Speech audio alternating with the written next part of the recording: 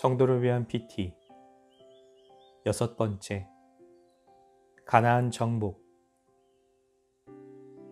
지난주 함께 살펴본 것처럼 하나님께서 언약의 백성으로 믿음의 조상들을 선택하시고 또 이스라엘 나라를 창조하신 이유는 그들이 언약을 지킬 수 있는 능력이 있었기 때문이 아니었습니다.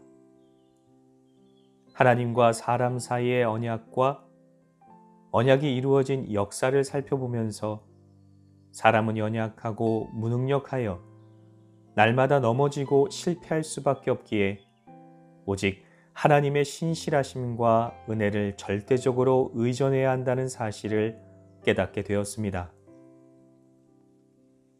언약을 주시고 보존하시고 이루시는 신실한 하나님의 모습은 불가능해 보이는 언약의 내용을 확실하게 신뢰할 수 있는 근거가 되었던 것입니다. 하나님께서는 아브라함, 이삭, 야곱과 맺은 약속대로 그 자손들을 통해 큰 민족을 이루셨고 애굽 땅에서 노예 생활을 하며 고통 속에 울부짖던 이스라엘을 출애굽시키시고 시내산에서 이스라엘을 하나님의 구원 계획을 이룰 구별된 나라로 세우십니다.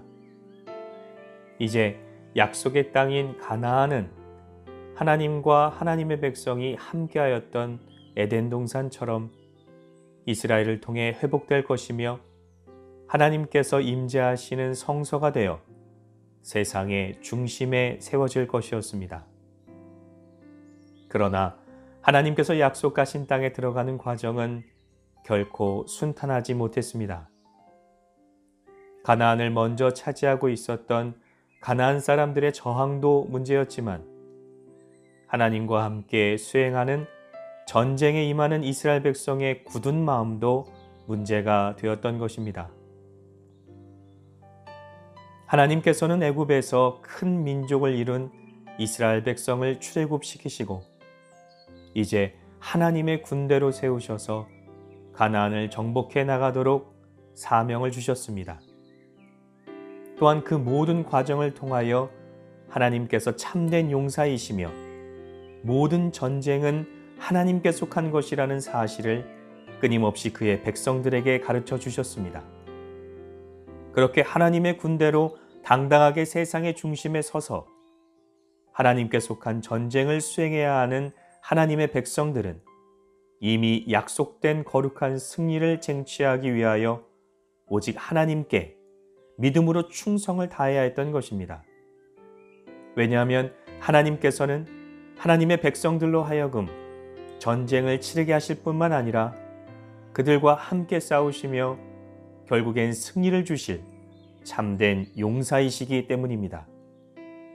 우리 하나님은 전쟁에 능하신 주님이십니다.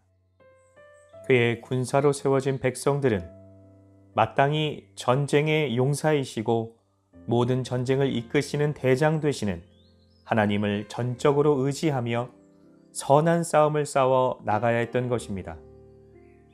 그러므로 하나님께서 선택하여 세우신 하나님의 군대가 패배하는 이유는 단 한 가지입니다.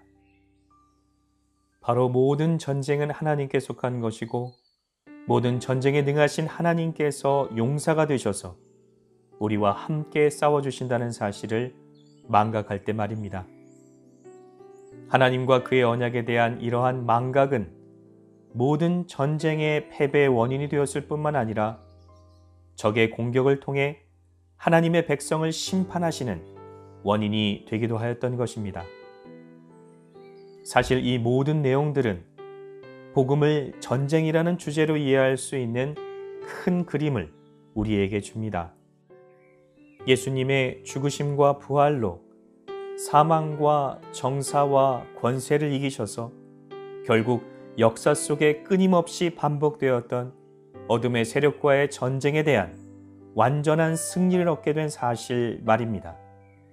우리가 믿는 주님은 자신의 백성을 구원하시기 위해 스스로 싸우시는 분이십니다. 묵상을 위한 질문.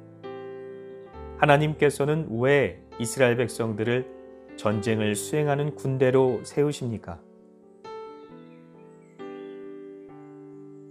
그리스도인들은 왜 하나님의 군대가 되어 선한 싸움을 감당해야 하는 것일까요?